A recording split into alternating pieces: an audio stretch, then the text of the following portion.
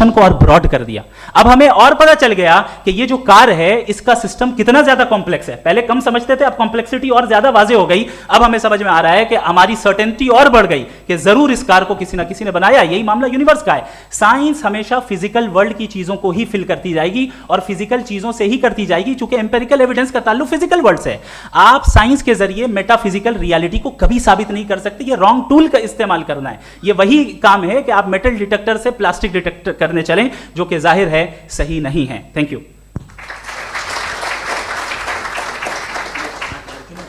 जी। ये आर्ग्यूमेंट का राउंड 2 है। हाँ। 7 मिनट है।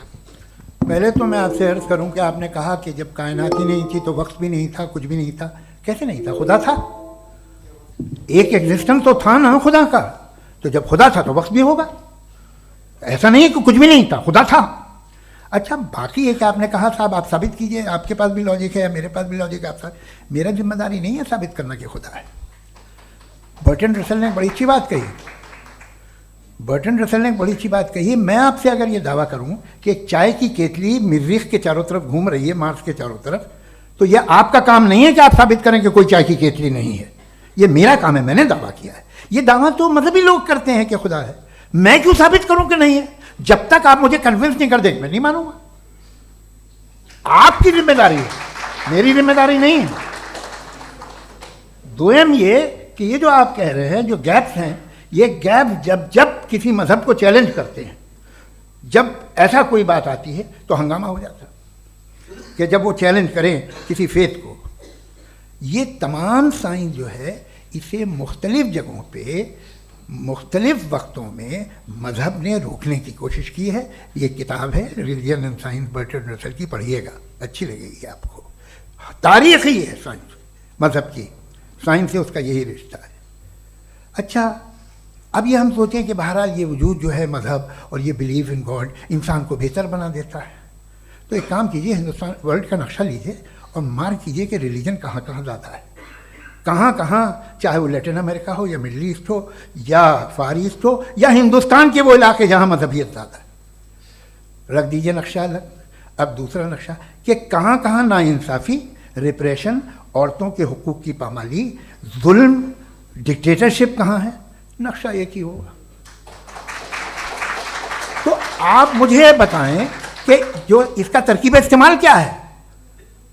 खुदा का तरकीब इस्तेमाल तो बताइए। आप छोटी सी दवा सड़क पे बेचते हैं, उसकी भी तरकीब इस्तेमाल बताते हैं।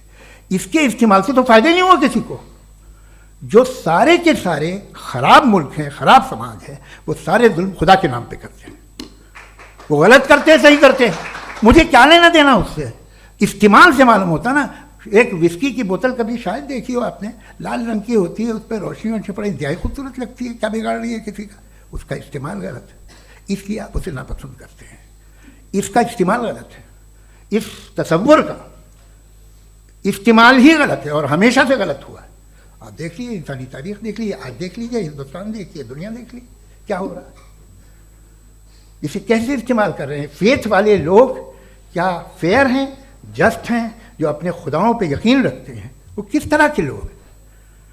वो लोगों को इंसाफ देते हैं, वो बेहतर इंसान बने। तो इस दवा का फ़ायदा क्या है? चलो बहुत फ़ायदा हो रहा तो मैं इस्तेमाल कर लूँगा। मुझे तो इस दवा का कोई फ़ायदा दिखता ही नहीं। मुझे तो ऐसा लगता, मैं एक और बात बताऊँ, अगर कोई आदमी मजहबी है और अच्छा आदमी है तो मैं उसकी बहुत इज्जत करता हूँ, इसलिए कि मेरा ख्याल है मजहबी आदमी का अच्छा होना मुझसे अच्छा होने से ज़्यादा मुश्किल है।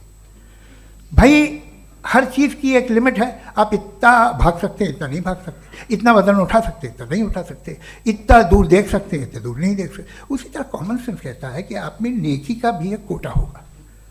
अब आप अगर सुबह जाते हैं अपनी इबादत गाह और इबादत करते हैं तो बाहर निकलते हैं तो आप तो यही महसूस करते हैं कि आपने एक बहुत अच्छा काम किया, आपकी नेकी का एक बहुत बड़ा कोटा खर्च हो गया जिससे किसी का कोई फ़ायदा नहीं हो।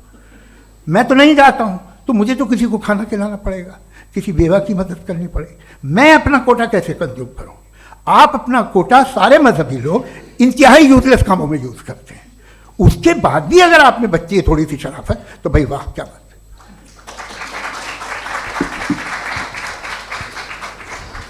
एक तो मुझे ये बात बहुत अच्छी लग रही है कि दोनों ही विद्वान समय को मानते हैं और बहुत समय से अपनी दलीलें और बाज़ दफ़ा समय से पहले अपनी तकरीरें पूरी करके अपनी अपनी कुर्सी पर बैठ रहे हैं। ये इस आर्ग्यूमेंट का राउंड 2 पूरा हुआ।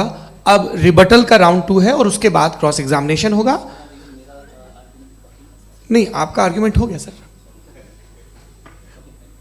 हमारे यहाँ स्कूल के सिलेबस में पंच परमेश्वर कहानी पढ़ाई जाती है, प्रेमचंद जी की लिखी हुई। आप निश्चिंत रहिए, आपके कोई राउंड में मिस नहीं होने दूंगा। रिबटल का राउंड 2, मुफ्ती शमाइल नदवी साहब।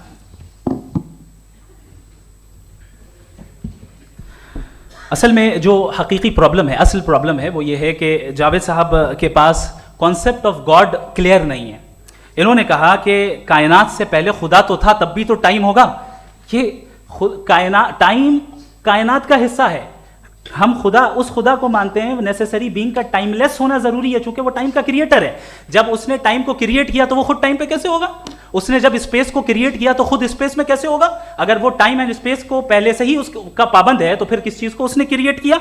लिहाजा ये सवाल गलत है कि खुदा था तो टाइम होगा। बिल्कुल नहीं, टाइम के पाबंद हम है, खुदा नहीं है। हम फिजिकल वर्ल्ड से ताल्लुक रखते हैं, वो मेटाफिजिकल रियलिटी है। दूसरी चीज इन्होंने मिसाल दी कि चाय की केतली हवा में घूम रही होगी, और पता नहीं शायद वो बर्टन रसल का उन्होंने हवाला दिया। बहरहाल यही प्रॉब्लम है। प्रॉब्लम यही है कि हम चीजों के दरमियान डिफरेंशिएट नहीं कर पाते। ये जो आपने मिसाल दी ये इमेजिनेशन है, और मैं जो साबित कर रहा हूं वो लॉजिकल नेसेसिटी है।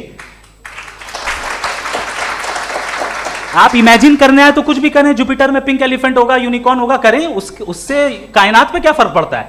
उससे आप लॉजिकल नेसेसिटी साबित नहीं कर सकते। मैं तो उस प्राइम कॉज की बात कर रहा हूं, उस नेसेसरी बीइंग की बात कर रहा हूं, जिसके बगैर इस कायनात का एग्जिस्टेंस मुमकिन नहीं है। दूसरी चीज, मजहब को साइंस चैलेंज करती है वगैरह वगैरह, ये हमारा टॉपिक ही नहीं है। मैं इस पर बात करूंगा तो फिर मेरा वक्त चला जाएगा। मजहब के ऊपर चूंकि हमारी डिस्कशन नहीं है, साइंस को मजहब और बिलखुसूस मैं और हमारा वर्ल्ड व्यू कम अज कम साइंस को पीछे नहीं करता है, साइंटिज्म की मजम्मत करता है। इसकी वजाहत मैंने पहले कर दी। दूसरी चीज इन्होंने कहा वर्ल्ड का नक्शा लीजिए, वर्ल्ड मैप लीजिए, 2 अलग अलग जगह की। हजरत मैंने ये होमवर्क किया था, और मैंने मिडिल ईस्ट का एक नक्शा लिया और यूरोप का एक नक्शा लिया। ये मजहबी इलाका और ये लिबरल और एथीस्ट इलाका। मुझे पता चला कि सबसे ज्यादा रेप केसेस जो हैं वहां पर है।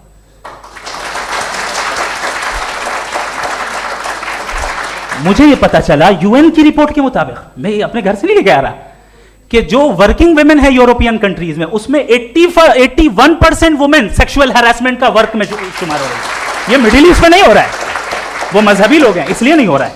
दूसरी चीज, आपने ये कहा कि मजहबी आदमी का अच्छा होना हमारे अच्छे होने से बहुत मुश्किल है, बहुत मुश्किल है। तो इसका मतलब यह है कि गॉड के अलावा आपके पास अच्छे और बुरे का कोई स्टैंडर्ड है। मैं चाहूंगा कि कन्वर्सेशनल स्टाइल वाली डिस्कशन और सेगमेंट पे इसी पे बात कर लेते हैं। Thank you very much.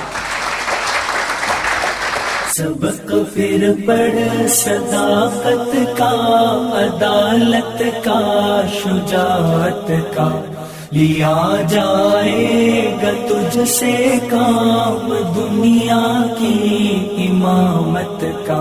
सबक फिर पढ़ सदाकत